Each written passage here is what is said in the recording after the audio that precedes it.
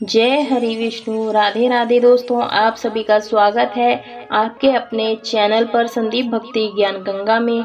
आज की इस वीडियो में हम जानेंगे अपरा एकादशी की बहुत ही सरल विधि। दोस्तों, ज्येष्ठ मास में कृष्ण पक्ष की एकादशी को अचला एकादशी, अपरा एकादशी, भद्रकाली एकादशी और जल क्रीड़ा एकादशी के नाम से जाना जाता है। यह उपवास अत्यधिक पवित्र है और मोक्ष प्राप्त करने का उत्तम माध्यम माना जाता है। तो दोस्तों, ये बिल्कुल सरल विधि मैं आपके साथ शेयर करूंगी। और जो साल में 24 एकादशियां आती हैं, सब एकादशियां श्रेष्ठ होती हैं और भगवान विष्णु को समर्पित होती हैं। तो आज के दिन हमें जो पूजा होती है लक्ष्मी विष्णु जी की एक साथ करनी होती है। और ये जो पूजा होती है 10वीं तिथि से प्रारंभ हो जाती है और द्वादशी तिथि तक रहती है। और दान पुण्य करने के बाद हमारी जो एकादशी है पूर्ण मानी जाती है, दान दक्षिणा देने के बाद। तो चलिए, मैं सबसे पहले भगवान विष्णु जी के लिए पीले कनेर के फूल बना रही हूँ, माला बना रही हूँ, क्योंकि भगवान विष्णु जी की पूजा में पीले रंग का अत्यधिक महत्व होता है। पीले रंगों का विशेष प्रयोग होता है और भगवान विष्णु जी को पीले रंग अति प्रिय होते हैं। तो मेरी माला ये फटाफट तैयार हो गई है। दोस्तों, यह पूजन आप घर के मंदिर में भी कर सकते हैं या फिर इस प्रकार से चौकी लगा करके विशेष पूजा कर सकते हैं। तो जहाँ पर आपने पूजा करनी है उस जगह को अच्छे से शुद्ध कर ले, रंगोली बना ले, स्वास्तिक बना ले और उस चौकी पर पीले वस्त्र का आसन बिछा ले और फूलों का आसन देते हुए हमें शेष नाग पर विराजमान लक्ष्मी और विष्णु जी की फोटो या प्रतिमा को विराजमान करना है। और आज के दिन अपरा एकादशी के दिन शेष नाग पर यानी जो सैया पर विराजमान है लक्ष्मी माता, उनकी पूजा करनी होती है।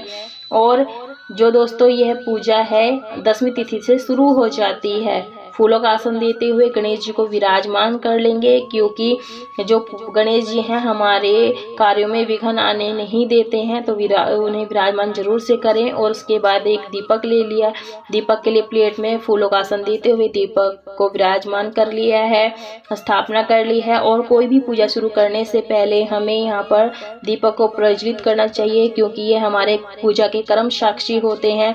उसके बाद मैंने जल में गंगा जल मिला करके शुद्धिकरण कर रही हूँ। आप कुश की मदद से, पान के पत्ते से, फूलों की मदद से आप इस तरह से शुद्धिकरण कर सकते हैं। अगर आपके पास प्रतिमा है तो पंचामृत से भी स्नान करा सकते हैं।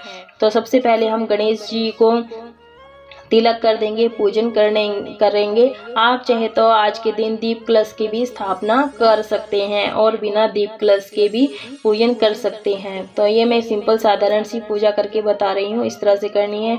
और गणेश जी के पसंदीदा दुर्वा और लाल फूल अर्पित कर देंगे, वस्त्र रूपी यहाँ पर कलावा अर्पित कर देंगे। और पूजा के दौरान दोस्तों आपने ओम नमो भगवते वासुदेवाय मंत्र का उच्चारण करना है और वस्त्र जनेऊ अर्पित कर देंगे। उसके बाद श्री हरि विष्णु को चंदन का लेप यानी तिलक लगा देंगे और माता लक्ष्मी जी को भी तिलक लगा देंगे, शेषनाग को भी तिलक लगा देंगे।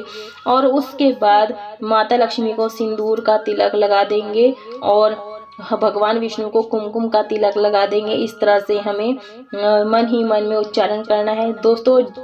और इस तरह से मैंने पीले फूल कनेर के माला जो बनाई थी ये मैं यहाँ पहना दूंगी और वस्त्र रूपी कलावा अर्पित कर देंगे। ज्येष्ठ मास में कृष्ण पक्ष की एकादशी को अचला एकादशी, अपरा एकादशी कहा जाता है, माना जाता है। यह उपवास अत्यधिक पवित्र और मोक्ष प्रदान उत्तम करने का विशेष उत्तम माना जाता है। यह दिन माँ भद्रकाली की पूजा के लिए भी सबसे अनुकूल है। उड़ीसा में दोस्तों, और इस तरह से मैं लक्ष्मी माता को लाल और पीले फूल अर्पित कर दूंगी, विष्णु जी को जनेऊ अर्पित कर देंगे यहाँ पर। और तुलसी दल जरूर से अर्पित करें, पत्र, क्योंकि भगवान विष्णु को तुलसी अति प्रिय है। तो उनके भोग में सब चीज में तुलसी का विशेष महत्व है। तो तुलसी जिस दिन आप पूजन कर रहे हो उस दिन ना तोड़ें। और इस प्रकार से हम दीपक का भी पूजन कर लेंगे। और जो उड़ीसा में इस दिन को जल क्रीड़ा एकादशी के रूप में भी मनाया जाता है दोस्तों, यह भगवान जगन्नाथ को भी समर्पित है। तो इस प्रकार से हल्दी कुमकुम चंदन से इस प्रकार से हम यहाँ तिलक कर देंगे। अतीत और वर्तमान में हुए पापों को दूर करने के लिए इस व्रत का पालन करना चाहिए। तो इस प्रकार से व्रत के दौरान आपने ओम नमो भगवते वासुदेवाय मंत्र का उच्चारण जरूर से करें। उसके बाद हम यहाँ जो भी पुष्प हो आपके पास वो आप अर्पित कर दें। यहाँ पर हम धूप दीप दिखा देंगे। सबसे पहले गणेश का ओम नमो गणेशाय नमः इस तरह से मंत्र का उच्चारण करेंगे। ओम लक्ष्मी प्रियाय नमः, ओम विष्णु प्रियाय नमः, ओम लक्ष्मी विष्णु प्रियाय नमः इस तरह से मंत्र का उच्चारण करते हुए हम यहाँ पर धूप दीप दिखा देंगे। उसके बाद यहीं साथ में रख देंगे और उसके बाद हम यहाँ लगाएंगे गंध, जिसे बोलते हैं इत्र, क्योंकि पूजा में इत्र का विशेष महत्व है। पूजा में सुगंधित वातावरण बना रहता है, तो पूजा में सुगंध जरूर से अर्पित करें, धूप जरूर से जलाएं, इससे वातावरण सुगंधित हो जाता है। और अब हम फूल में हल्दी और अबीर लगा करके भगवान के चरणों में अर्पित करेंगे इस प्रकार से।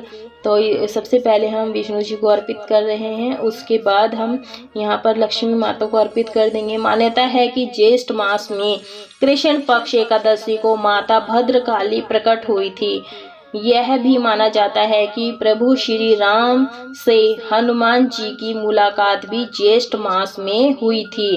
तो इस प्रकार से हम सभी को अर्पित कर देंगे। तो दोस्तों, एकादशी के दिन में चावलों का निषेध माना जाता है, ना खाया जाता है और ना ही पूजा में प्रयोग किया जाता है, इसका ध्यान रखें। तिली का ही प्रयोग करना होता है।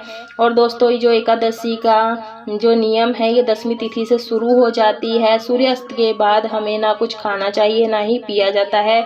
और सूर्यास्त के बाद हम अगले दिन एकादशी के दिन सुबह सुबह में स्नान आदि करके हम यहाँ पर सभी को तिल अर्पित कर देंगे अक्षत के रूप में, यानी सफ़ेद तिली अर्पित कर देंगे। और तिलक करने के बाद सभी को अक्षत अर्पित किए जाते हैं। अक्षत यानी तिल मैं अर्पित कर रही हूँ। जो भी भोग हैं वो आप भोग अर्पित कर सकते हैं। वैसे तो आज के दिन अपरा एकादशी के दिन खीरा, तरबूज इस तरह से भोग लगाया जाता है, खरबूजे का भोग लगाया जाता है। अगर वो आपके पास उपलब्ध ना हो तो जो भी आपके पास ऋतु फल हो वो आप जरूर से अर्पित करें। गणेश जी का भोग अलग से रख दें, क्योंकि उसमें तुलसी पत्र नहीं डालते हैं और हम विष्णु जी के भोग में तुलसी पत्र जरूर से डालते हैं, तभी भगवान भोग स्वीकार करते हैं। गणेश जी के लिए मैंने यहाँ लड्डू का बेसन का भोग लगाया था, वो मिठाई मैं अलग से रख दूंगी। और उसके बाद तुलसी पत्र डाल करके मैं लक्ष्मी विष्णु जी को एक साथ में भोग लगा दूंगी इस प्रकार से। और अगर आपके घर में लड्डू गोपाल जी हैं और सेवा करते हैं तो आप लड्डू गोपाल को भी इस पूजा में जरूर से विराजमान करें, क्योंकि ये लक्ष्मी विष्णु जी का ही बाल स्वरूप है। तो इन्हें भी मैंने यहाँ चौकी पर विराजमान कर लिया है। मैंने इन्हें पहले से ही सुबह सुबह में स्नान वगैरह करा दिया था, तो मैं यहाँ चौकी पर विराजमान कर ली हूँ। चंदन रोली से तिलक कर देंगे। और इस एकादशी पर उपवास कर भगवान विष्णु की आराधना करने से समस्त पापों से मुक्ति मिलती है। इस व्रत के प्रभाव से प्रेत बाधा कभी परेशान नहीं करते हैं। तो इस प्रकार से हमें जो ये गुलाल लेकर के हल्दी मिला करके मैं भगवान लड्डू गोपाल जी को भी अर्पित कर दूंगी। और तुलसी पत्र जरूर से चढ़ाएं। आप चाहें तो तुलसी पत्र की माला भी बना सकते हैं। और इस तरह से हम अक्षत अर्पित कर देंगे, यानी सफ़ेद तिली अर्पित कर देंगे और इत्र लगा देंगे। इत्र जरूर से लगाएं, इससे भगवान सुगंधित हो जाते हैं और वातावरण भी अच्छा हो जाता है। और एक और है मेरे पास छोटे से लड्डू गोपाल, मैंने उनको भी इधर से चौकी लगा करके विराजमान कर लिया है। इनको भी नए पूजा में सब कुछ तिलक रोली कर दूंगी इस प्रकार से। और घर में धन धान्य की कमी नहीं होती है। एकादशी के दिन सुबह सुबह में दोस्तों जब आप स्नान करें तो जल में सफ़ेद तिली गंगा जल मिला करके स्नान करें। तत्पश्चात नॉर्मल सी पूजा करने के बाद मैं यहाँ पर फूल और तुलसी पत्र अर्पित कर दूंगी। और नॉर्मल सी पूजा कर करके संकल्प ले कि आप आज के दिन किस तरह से व्रत करेंगे दोस्तों।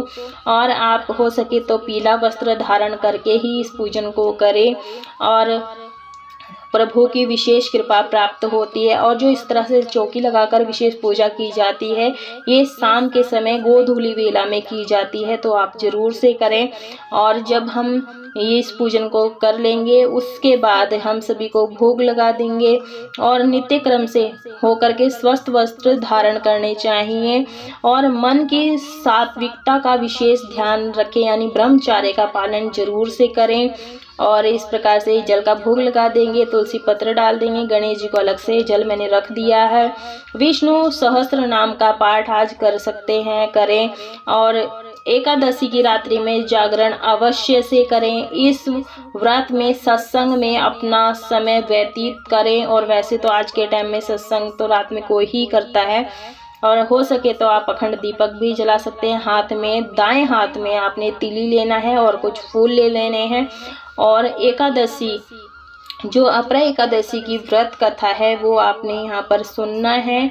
और सुनने के बाद जो, क्योंकि कोई भी खाली हाथ रह करके हमें कथा नहीं सुननी चाहिए, उससे हमें फलों का, पूजा का संपूर्ण फल प्राप्त नहीं होता, पुण्य प्राप्त नहीं होता है। जब हमारी कथा पूर्ण हो जाती है तो तीली और पुष्प हम भगवान के चरणों में यहीं पर छोड़ देंगे।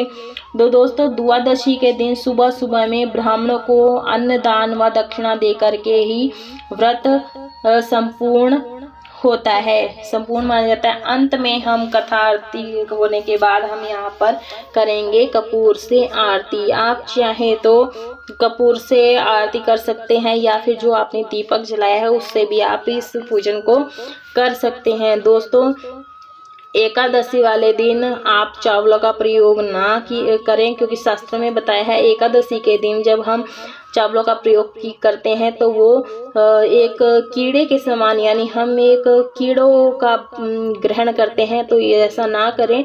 तो कीड़ों का इस्तेमाल जैसे एकादशी के दिन चावलों का प्रयोग ना ही करें तो बहुत ही अच्छा है।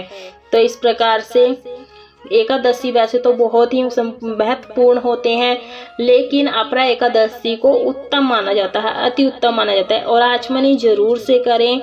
हाथ से जल से फेर ले 5 बार 7 बार और हाथ जोड़ लें। हाथ जोड़ने के बाद गलती क्षमा याचना मांग ले और थोड़ा सा जल लेकर अपने आसन के नीचे छिड़क करके अपने तीनों उंगलियों से अपने मस्तक पर लगाएं। ऐसा करना ना भूलें, क्योंकि नहीं तो जो पूजा का आधा भाग है वो इंद्र देव ले जाते हैं। ऐसा ना करें, उसे जरूर पूर्ण करें और दक्षिणा जरूर से निकालें। और पूजा में जो भी कमी रह जाती है वो पूरी हो जाती है दक्षिणा रखने से। और हाथ जोड़ने की पूजा में रही कोई भी भूल चूक गलती हो गई हो, क्षमा करें और अपनी कृपा दृष्टि सदैव हम पर बनाए रखें, ये आपने प्रार्थना करनी है।